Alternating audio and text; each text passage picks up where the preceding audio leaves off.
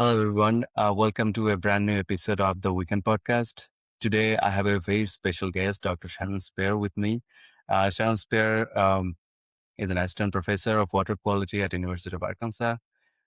She's super busy, but I'm super grateful to her that she made a time to join my podcast. So, welcome, Dr. Speir, to my podcast. Mm. Thanks for having me. Well, first of all, I'd like to start with the very common question of my podcast is like, tell me about, please, about yourself, how you grew up from your childhood. Where did you grow up? Why did you decide to be a faculty Mhm. member and ended up in research as a career? Yeah. So I grew up outside of Chicago in a suburb. So it's very city life living kind of thing. And the one thing that I always looked forward to every summer was my family went to this place in the Ozarks in Missouri where it was a camp. You stayed in cabins, you didn't have air conditioning, you ate in a dining hall, and it was on a river.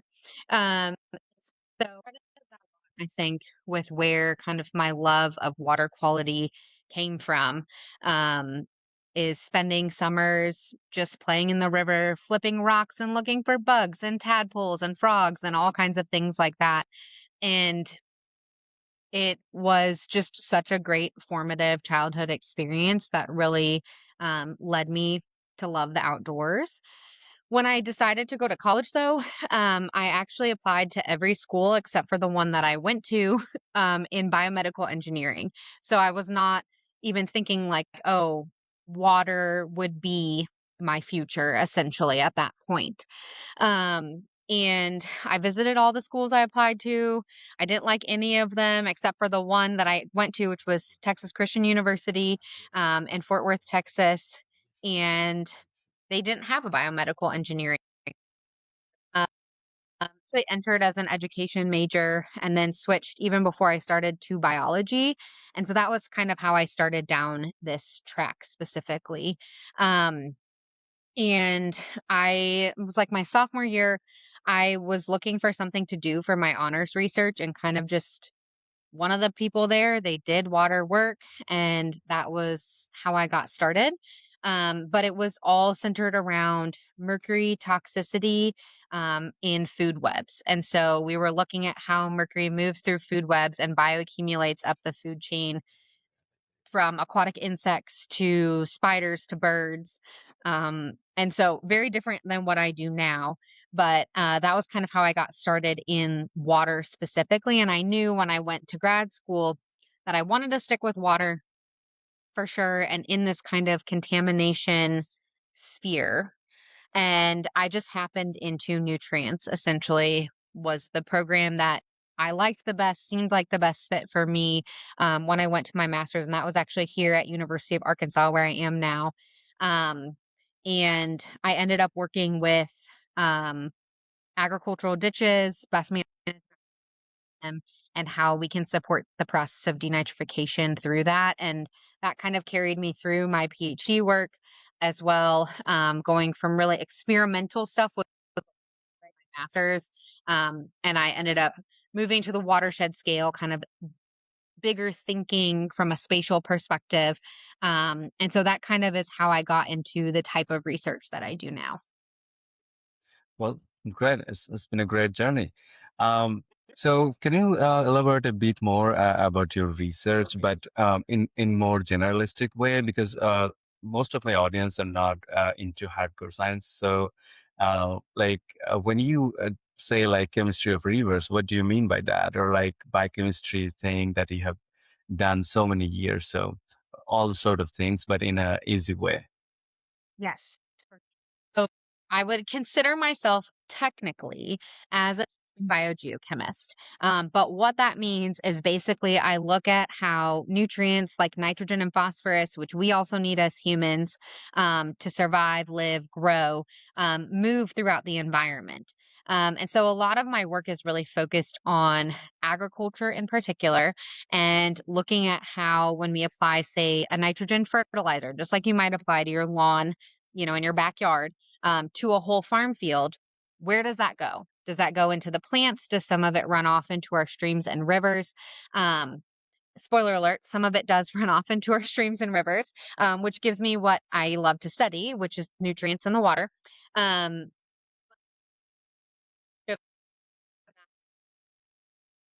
for a lot of the organisms that live there. So, it's not great for fish. It's not great for aquatic insects. And it compromises a lot of the benefits that we get as humans from our waterways. So, whether that's safe drinking water, the ability to recreate on our waterways, go canoeing, kayaking, swimming, all of that great stuff. And so that was kind of what inspired my research is I really want to do stuff that, I'm definitely very interested in it, of course. But I do want it to have kind of this broader impact. And so, uh, where we look at how does what you do on a farm field affect what eventually moves into the water? And so one of the big practices that I look at on fields is cover crops. And so that's essentially like when you harvest the crops in the fall, you plant a lawn on your farm field that stays there all winter. And so the goal with this is that these cover crops will hold onto the soil. We don't have soil running off into the water, as well as nutrients too. And so we look at a lot of how does this work just at the scale of one field. And then if we put it on a whole watershed, what happens across a much bigger spatial scale in terms of the water? Things get a little weird, murky, hard to identify when you start to make the scale really big because there's just so many other things that come into play. But that's part of the puzzle that I really enjoy is kind of teasing apart like how do things change as we go from just a field to a much bigger spatial scale. I'd like to know about the methods and instruments that you use, but before that, can you add more about carbon? Because you have been working on carbon cycling as well. You have mentioned nitrogen and phosphorus, but Yeah. carbon is an important element alongside these two. So, Yeah. how the balance of these three is important for our environment. Yeah. So, um, the balance is like a really critical thing to maintaining healthy functioning of our streams and rivers. And so if one thing, carbon, nitrogen, phosphorus, gets out of whack, that can kind of sway the whole system into a state that isn't great for, overall environmental quality. And so the thing that I think is really cool is that there aren't actually that many people doing in stream dynamics of carbon in aquatic ecosystems that are influenced by agriculture. And so it's a pretty rare piece of research. And I think animal most of my work around this has been related again to cover crops, like I was mentioning before. Um, and looking at how if we plant cover crops on the field, does that change loss of carbon from the soil? And this is really important because a lot of management practices we use on agricultural fields to enhance soil carbon because that's really good for production. And so if we do something where we're starting to lose a lot of carbon or cycle that carbon a lot more quickly in the soil, that's probably going to give farmers some pause before they want to practice. And so measuring carbon in runoff is one really great way to kind of give an estimate of how much might be kind of leaving the soil essentially. And so that's been the bulk of my work in it. We're starting to do more stuff. I also study intermittent streams, which are streams that dry at some point throughout the year. Um, and they're really important for controlling downstream water quality, but we don't know quite how important yet. Because as a water person, right, you want to study a place that has water. So a lot of people have kind of historically not focused on these intermittent systems because they're dry for part of the year. So let's focus on the ones that are always flowing, right? Uh, so that also left a pretty big gap in terms of our understanding on how they influence water quality downstream, whether that's nitrogen, phosphorus, or carbon as well. So yeah, my next question would have been about the intermittency of Yeah. the non-perennial streams, but you just mentioned that you don't know yet how they're important. But you have studied and you have some results of your research, right? So from your data that you have up until now, how does it impact overall environmental quality? Yeah. Figuring out that the big, like, important piece is the transition times of the year.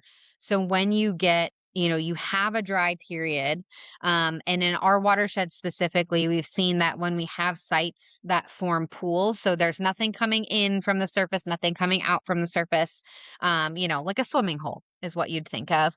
Um, that is when we see a lot of accumulation of nutrients. So the concentrations start to increase, especially for phosphorus, which is a really big one in terms of controlling harmful algal blooms in particular. And so that's where you get a bunch of green algae in the water. It looks really gross. A lot of times it smells really gross, and they can be toxic, which is not good as well. And so these pools, you get a bunch of nutrients that kind of sit there and hang out. And then you get a storm event that reconnects the whole system, and all of those nutrients move downstream in this big pulse. And so that presents, depending on the time of year that happens, how rapidly that happens, how big the storm is, can have a really big impact on downstream water quality. And like you mentioned, one of the kind of limitations of this is a lot of people who have now started shifting to, like, let's study intermittent streams, have really focused on studying the intermittent part. So they're constrained in this part that dries and not looking at the whole connection piece. And so that's what we're really trying to do, is understand, like, these systems that do dry eventually hit a system that's always going to flow. And so what is kind of their interaction? How do they influence each other essentially? Um, and so that's the piece that we're just kind of starting to tease apart. We do see, from also a water quality perspective, intermittent streams tend to have lower annual loads of nutrients, which is what is important for controlling downstream water quality. Um, but that's also partly because they're dry some of the time. And so if those dynamics change in the future, they're either drier or wetter than they have been historically, so impact downstream water quality.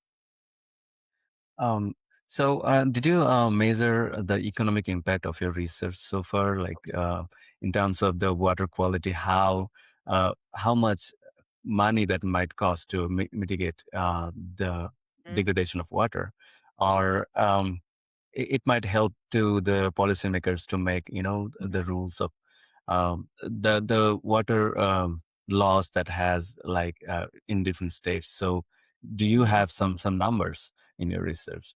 I do not currently. I think that tends to be a big gap in water quality research more broadly, is that, um, or just, I mean, research in general, people kind of stick with what they know. And so I think that's something that, amongst my group and my collaborators, we've started to talk a lot about more, is like, how can we bring in economists and social scientists to really quantify broader societal benefits, essentially, both from a monetary and, like, human health perspective and that sort of thing, because it is really critical. Um, the most I've ever done is like a back of the envelope calculation of, if you lose this much nitrogen, that equates to that costs this much, basically. So, like, I am working on another project unrelated to the stuff that we've just talked about, but related. And we figured out that with how much comes out of the Mississippi River Basin, it's something like $70 million worth of fertilizer or something that is leaving the Mississippi River Basin each year. So, like, that's kind of as far as I've gone, as some, like, very rough calculations. Yeah, the reason I'm asking, like, recently I Mhm. have taken a course related to water policy and economics. So in that course, the instructor, she was teaching us how the government charges different industries, or Mhm. like who is liable for this kind of degradation, because those are point source. The industries, you can identify how much the pollution load is, but from agricultural standpoint, you cannot blame anyone. It's a Yeah. non-point source. So from that course, you're saying like if there is any way to identify these amount of like pollution from a non-point source Mhm. perspective, then the policymaker would like can identify who's the what's the cause behind it, or like who is the liable person behind it, and they can charge for it, or like they can make some sort of mitigation laws or some kind of thing. But in Yeah. agriculture, whatever, uh, this is a crucial problem. So that's why I'm asking, like, do you have anything on that? But Yeah. essentially, It's it's a a no. super hard thing to quantify because it Yeah, is so spread out across the landscape yeah, in terms of exactly, like what is contributing to it. I think the biggest exactly. way that you can make the needle move, like from a monetary and economic perspective, is present it to like producers and farmers and say, like, your production system could be X amount more efficient and save this much money if you did blank because you wouldn't have your fertilizer running off into the water or something. But I would say that's definitely outside of the scope of my personal expertise, but a super important thing to like really convince um, people to get on board and understand like not only broader societal like economic impacts, but also how it could be impacting your own personal livelihood as well. Um, yeah. So, one more thing I want to know. You have mentioned already about the storm event or storm sites, Mhm, and you have research on that. I think mhm, you have published on 2021 about the storm size. So, how mhm. the storm size events affects nitrate transfer, and what did you find out from your research? Yeah. So storms are super important times. It's where the most nutrients move. And so it makes them very important. And so we were working in for this paper that you're referring to was a tile drained landscape in Indiana. And those just shunt water out so quickly because they're designed to enhance drainage, right? And so the faster the water moves, the more of an impact it has on water quality because anything that water is carrying, there's no time for it to be retained or processed by organisms and microbes. And so that's what makes storms kind of holistically a very important period of export. And we had a really cool opportunity to use high frequency sensors, which have become a really important part of my research. And so, what that means is we put some kind of sensor in the water. Typically, we'll set them to measure every 15 minutes. Um, and so you can see really fine scale dynamics in the nutrients that happen, especially during storm events. Storm sampling, if you're going to do grab samples, which is where you go out and just like scoop a sample essentially, um, can be very dangerous because a lot of agricultural systems in particular are really flashy. So that means flow goes up really fast and it comes back down really fast. And so these sensors kind of give us insight to time and a place where we would sampling in another way. And so that's been a really cool um, piece of my research and something that this paper specifically highlights. Um, but one of the really important things I think that came out of this paper was we did a comparison between our sensor data and then using grab samples to model um, nutrient loads for a year. And what we found is that if you are modeling the loads, you can't accurately capture the dynamics that are so from a water quality perspective, we talk a lot about like, oh, we need to reduce hypoxia in the Gulf by, to nitrogen loads to the Gulf by X percent. But there's a potential that if we aren't estimating correctly, we may actually be doing better than we thought. or maybe worse than we thought. And we found it also varies depending on the year. If it's a really wet year versus a dry year, all of that stuff. It's really complicated.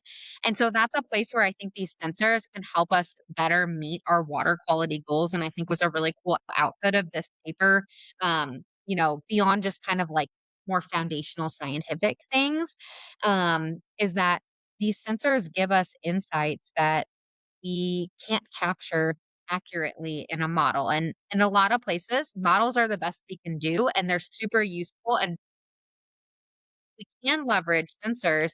That's only going to improve our water quality outcomes in the long term and like give us the real pulse, let's say, on what the problem is. Are we on target? Are we not on target?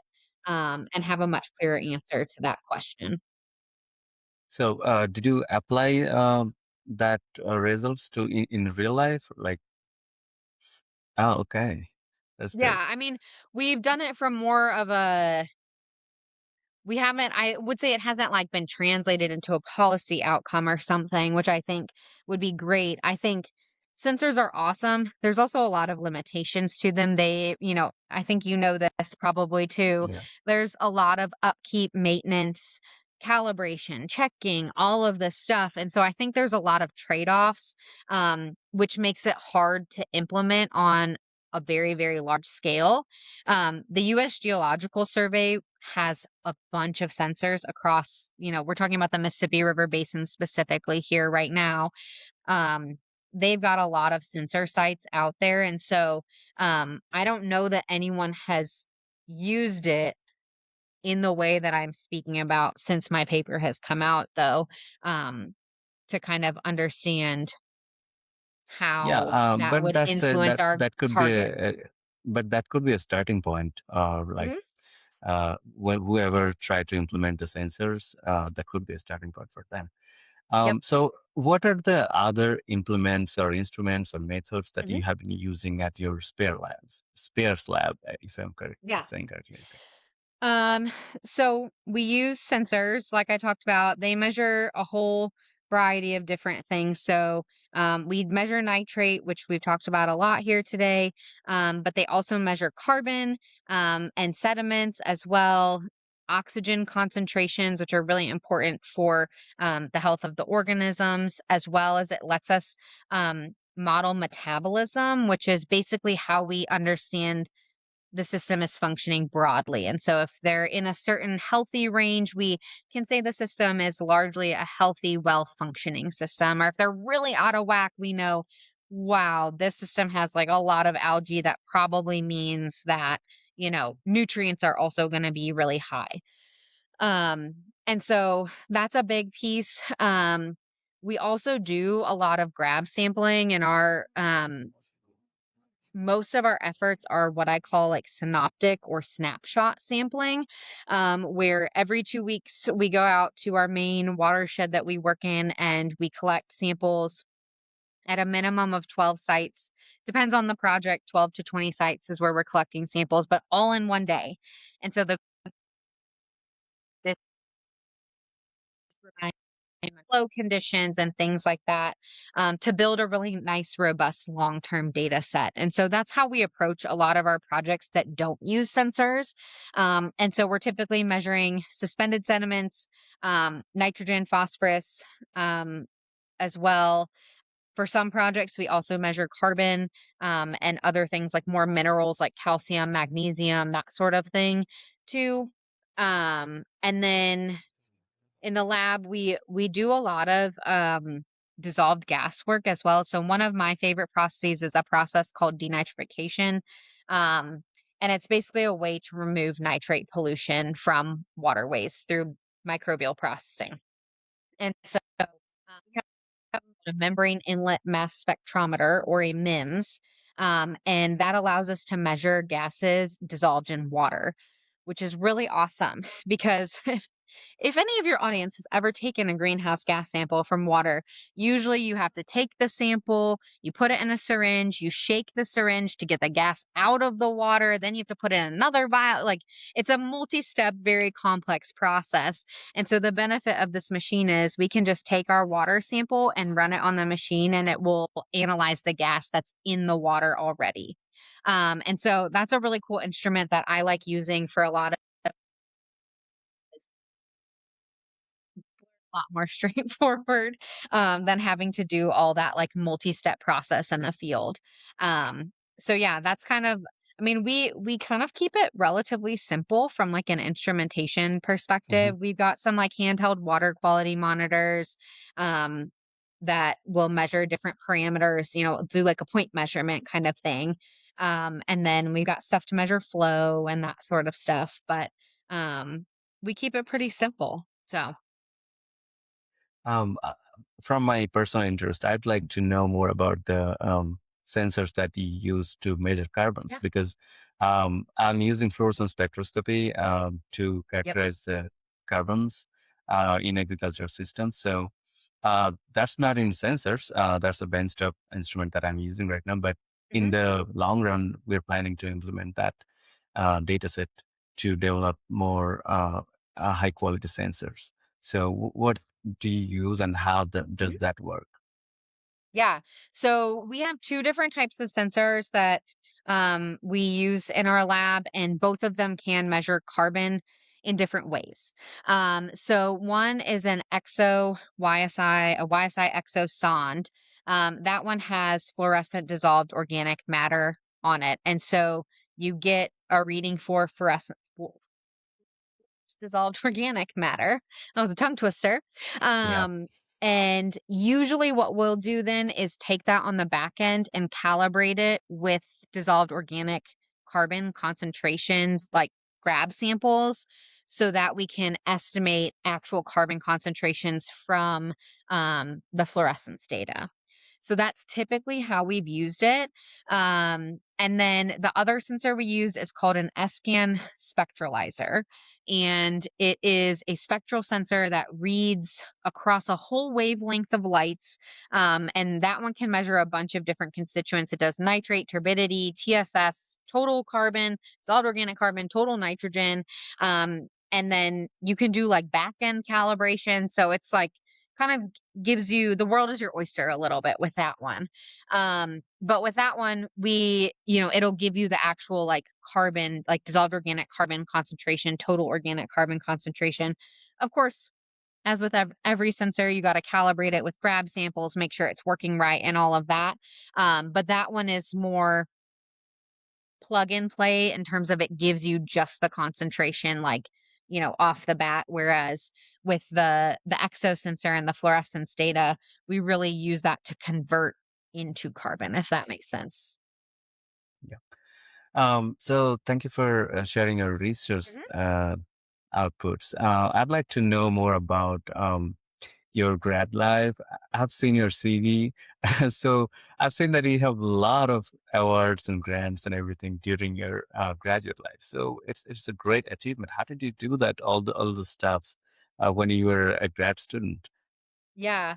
Um, a lot of it I have to give credit to my PhD advisor for.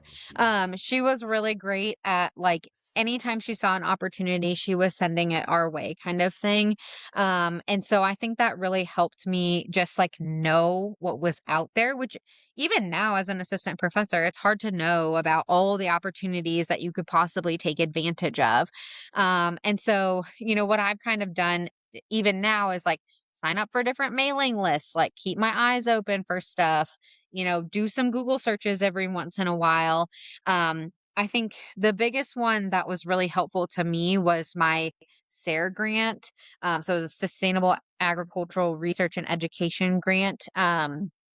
That I got during my PhD because it was like a true research project. It wasn't so much, a lot of times what's easiest to get or like most available, maybe is the better term, is like a travel grant or something like that. And it's a lot harder to come by these more like research focused grants.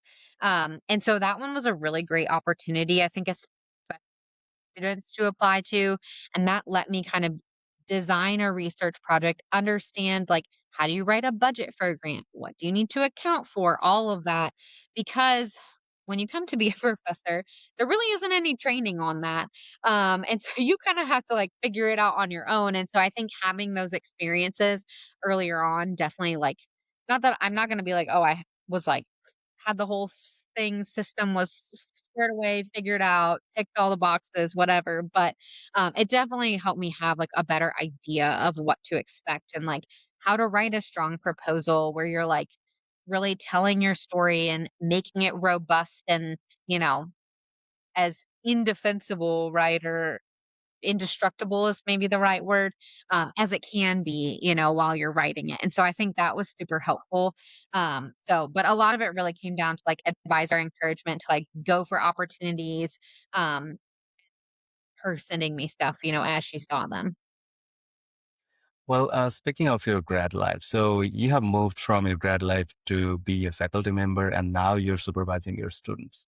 Mhm. So that how should I put this out? So there's always something happening like between professors and students. So how do you manage your teams, and like Mhm. how do you manage all the students and have like greatest output from them at the same time keeping them satisfied in your lab?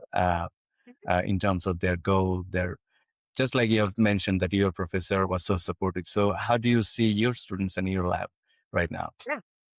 Yeah, we have I have a 70-page lab handbook, which is maybe a little excessive, but the goal is to have clear expectations. And so I think, like, when I reflect on when I struggled the most in grad school was when I knew the expectations for me were high, but I didn't like really know what they were. Um, and so my goal is always that like I do expect a lot from my students. I'm not going to pretend that I don't, but they're never in the dark about what I expect. And we figure out how to reach that level, goal, whatever it might be together in a way that is going to keep them sane. To the extent that I can guarantee that. And so, you know, we have a whole lab handbook that outlines like typical timeline, like milestones you should be hitting, you know, in each semester of your degree. You know, how we operate and interact as a lab. And I'm really big on communication as well. Like I'm a pretty flexible person, but you got to be communicating. And that's really like the barrier to entry that I kind of ask for is like, you know, if you need to go home and see your family, great. Support a conversation and figure out like, you know, do we need to move field work? Do you need to do this? Whatever, so that we're all squared away and we've got our bases covered. And so I found that being as clear as I can at the outset is really helpful. It's still a learning process for sure for me in terms of like how to most effectively manage people, especially as you get new grad students and things like people's personalities are of course all different and what works for one person might be great and you're like I got that handled and know how to like help this person do XYZ, but maybe someone has a different learning style and so I have to kind of figure out and troubleshoot like what's the best way for me to support this person in terms of how they operate, um, you know, academically. And so it's definitely been like in a process that includes a lot of evolution and adaptation of my approach. Um, Throughout the whole time. I mean, I've been here in this role for 3.5 years now, and I'm not going to sit here and pretend like I still have it like all figured out or whatever. I'm still learning new things about managing people every day. And it's another piece, like I was saying with the grants, you don't get training on. Like, no one teaches you how to manage a team and run a lab. And so a lot of it is trial and error, but I try to be like a to the extent that I can, right? And sometimes I have hard weeks and can't get stuff done, and so I try to, like, lead by example of saying, like, "Hey, like, my week has blown up. I have way too many meetings. I can't get that to you when I thought I was gonna be able to, like, let's find a solution together." And so, like, lead by example of, like, you know, being things aren't gonna always go perfectly, right? And so that they can see that it's okay to say, like, yeah, I planned to do blank, but it didn't work out that way. And like, yeah, that's life, right? Like most things don't go to plan. And so I think that's also helped create an environment where people feel comfortable um talking to me about stuff like that. And then I think the other piece is we place a really high value in the lab on teamwork and working together as a team. And so that's created a very collaborative environment where people, work well together and work towards common goals together, where people have, their own thesis project, but then we also have broader lab projects that everybody contributes to. And your benefit is probably going to be you get co-authorship on the paper or whatever it might be. Um, but we kind of like divvy up our responsibilities in that way so that we are, um, really integrated in terms of how we work together. Yeah, that's great. One more thing I'm keen to know about. I have been talking to my professors as well. So, how does these few years, so like 3 years of your faculty, being a faculty member, or like Mhm. last 4 years of your grad life, how does the culture of research and graduate student life has been changed past like 10 years in Mhm. your mind? So the AI has been come. Lots of students are using AI, and I've seen that lots of journals there encourage students to mention that you have used AI like in the reference section or like Mhm. acknowledgement section. So they're accepting it. So how those cultures have been changing over these years, and how do you see them? Yeah, I think that's a really great question. I think there's been a lot of change. I've definitely noticed some, like, what I would say generational differences maybe, that even, like, from when I was a grad student to people who and I was, like, the senior grad student, quote, unquote, to people who were just coming in, um, into their first year while I was finishing. There are definitely differences in how we approach problems, questions, concerns, things like that, and it seems to carry broadly, like, I don't I'm not thinking of, like, one specific person that's been a really interesting thing to observe and just, like, recognize that the culture in which you grew up in terms of, like, the generational dynamics, the technology, like, all of that. When I grew up, I was born in the early '90s, and so, like, no one had a cell phone, when I was a kid or whatever. But like, if you're born in 2000, like a lot of my grad students are, everybody had a cell phone by that point, at least a flip phone, right? We maybe didn't have an iPhone, but it's just a very different space to grow up in. And so I think that's created some differences in how people communicate, interact, all of that. And so um navigating that and like even just observing it has been super interesting. And I think the other thing too is like even since starting my grad school career to now, I think there's been a big shift of like advisors really wanting to be supportive. And that's not that people didn't want that in the past, but there seems to be a much more of a collective effort of people to like recognize that grad school is gonna be hard, whichever way you slice it, but, like, what are the pieces and things that we can do to make life easier? As much as we can. And so, like, that's one piece that I've really tried to build into my lab, and now we're entering a whole new world, as you mentioned, with AI, where things, like, really shift, and I will be completely honest, I'm a proponent of AI. I think it's super useful, but I think there's a lot of, like, limitations and bounds that you need to approach when you are like have in your approach to using it. And so like no, I certainly don't encourage my students to say I need to write a paper about blank, write it for me, sure. But if you're really stuck on phrasing of a sentence and need help and like I feel like this sentence isn't clear. Can you bring with me of like how to communicate my point effectively? Like, I think that's an excellent use of AI. Or you get stuck, there's always, when you're finishing a paper, there's always one citation you can't find. And you're like, I know I read this somewhere, can't find the paper, whatever. Also, a great place to use AI. So like, you're like, I read this paper and it was on blank, can you help me find it? That kind of thing is really great. I do think, it definitely lends like becomes a sticky situation if people are using it to generate scientific content for sure. Um, but it's been something that like I'm broadly supportive of my students using, but we need to do it in a smart way and in a way that isn't plagiarism or taking away from you generating your own kind of like intellectual thoughts, creativity, that sort of thing, if that makes sense. Um, but yeah, it's definitely a big shift from what life was like when I was in grad school, especially even the coding front,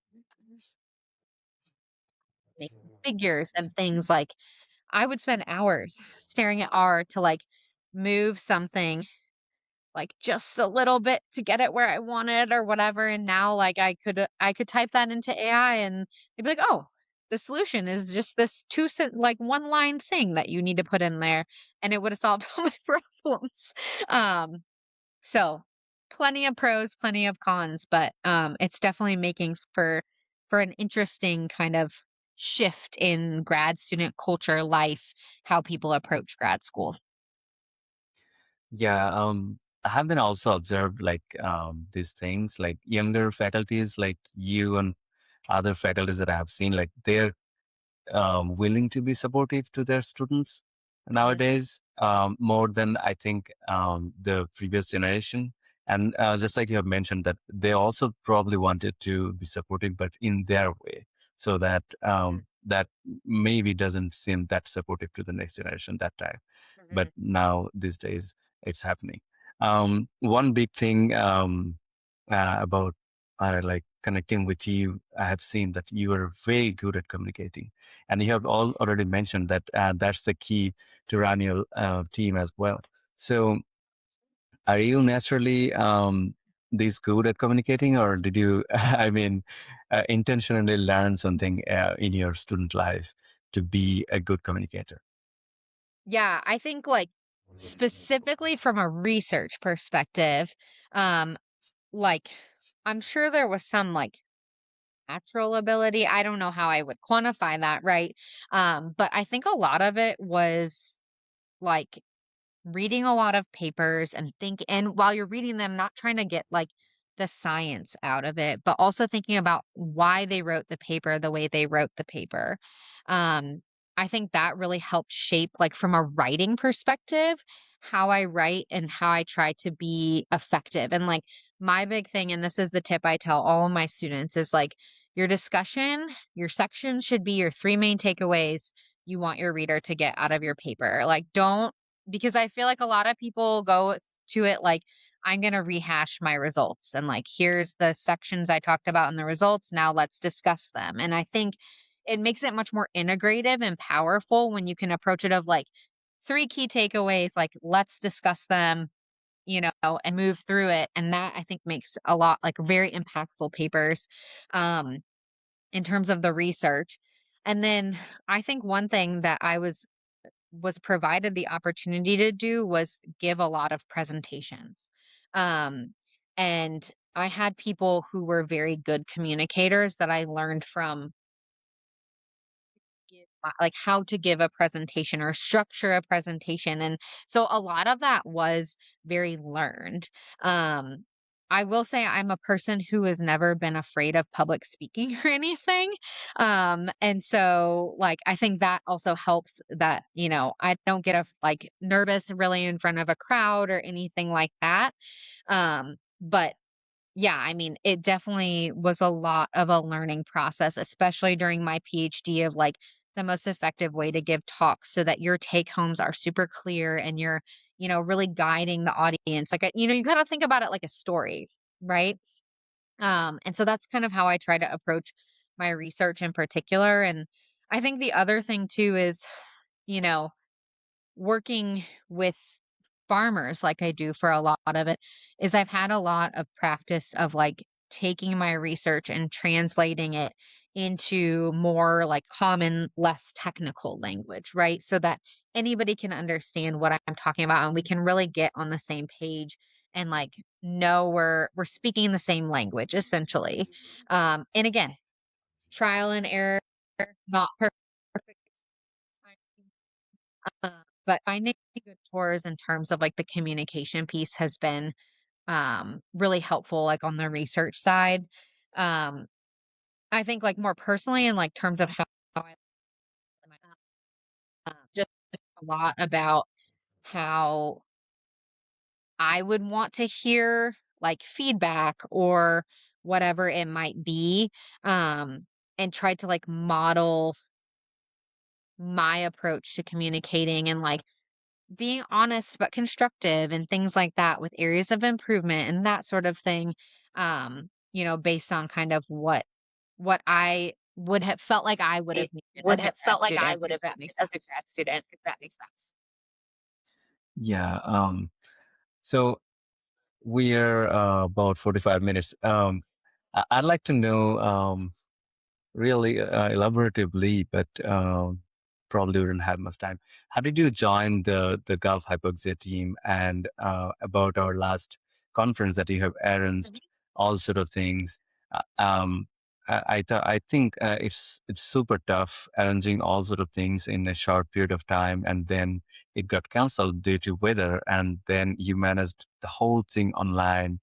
So I've written about you on LinkedIn. I've probably seen it. So it's super crazy. Like me and my professor thought like I'd go anyway. So we booked a vehicle and everything, and then it got canceled at the very last point. So how did you manage all those things?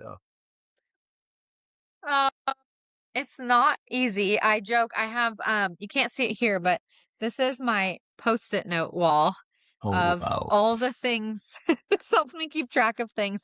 I'm very big on like color coding, spreadsheets, to-do lists, all of that. And so, I mean, that helps me definitely stay organized.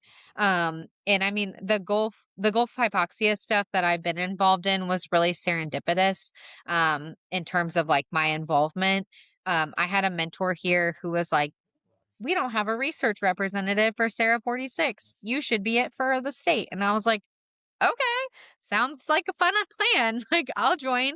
And so I've been fortunate to have really encouraging mentors since I started here, who have helped me find opportunities like this. And then, um, yeah, I love planning things. So like from the workshop perspective, um, like we had detailed itineraries, documents linked for everything. So that's just something I don't know. I find it just personally really fun. And so I enjoy doing it and probably spend maybe more time than I should on it sometimes. But I think it turns out and it really helps make a great experience for everybody else involved.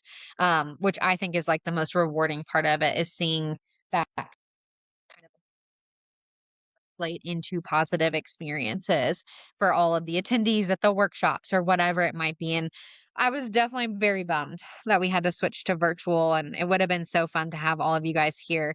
But I still think we made the most of it despite the snow putting a wrench in our original plans. So could you please elaborate more about the hypoxia team, like what's the purpose of the team, and like what is your goal in the long term, short term, like what you're Yeah. doing right now? Yeah. So right now, like the big piece that I'm working on, so Sarah 46 is a multi-state basically research group or project that has representatives from each state that touch the actual Mississippi River. And we're all working on water quality in the Mississippi River Basin, broadly speaking. And it's a mixture of people who do research and then extension working hands-on with farmers, producers, landowners, that sort of thing. Um, and so I got involved in essentially this cooperative agreement with the EPA, and my whole charge is to develop a research agenda for the entire Mississippi River Basin in terms of what do we need to make large scale water quality improvements in the basin. Um, we very clearly identified what the problems are and where they are and largely know how they're happening, but figuring out how to actually improve water quality, especially at that big of a scale, has proved to be quite challenging. And so that's part of my goal is to say, what do we need to do looking to the next 10 years, 15 years, whatever it might be, to continue to move the needle so that we can improve water quality across the whole basin. And so that was a part of what that, you know, workshop that you participated in was getting like early career feedback on the priorities. The priorities, I will say I can't take credit for those.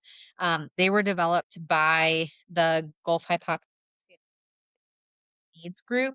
Um, And then my goal has basically been to use those as a starting place to figure out, like, do they hit the mark? Are we covering all the bases, with those top 7 that they identified? Um, what are we missing, and what under that do we really need to do? Because they are pretty general. Like, the workshop you participated in did a great job identifying that they're not quite specific enough to be, like, totally actionable. And so that's been a big piece. And then the other piece is really building out a network of researchers across the basin.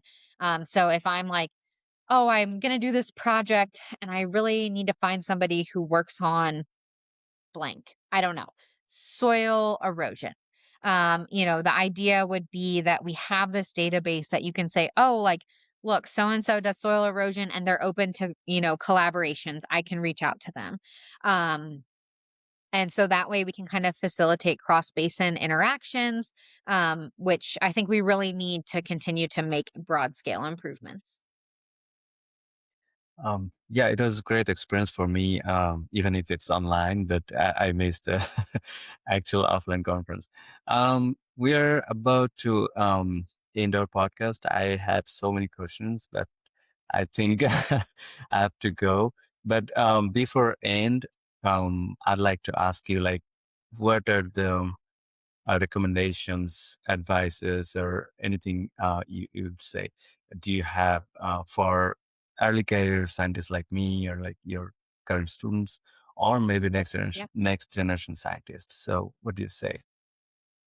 Yeah, I think the biggest thing is take advantage of opportunities, even if they don't seem like they exactly fit, you know, your vision of where you might be. You never know what the connection is you might make. You might meet a person who's the exact person you need to get into whatever space you want to get into. And they happen to be at the same thing. Or it might be a new skill that you build that ends up being translatable and will serve you. And so I think like that was one of the things that I really tried to do in grad school is like attend as many conferences as I can, even if they were kind of like weird conferences that I might not be like, "Oh, that's, like, 100% relevant to my work."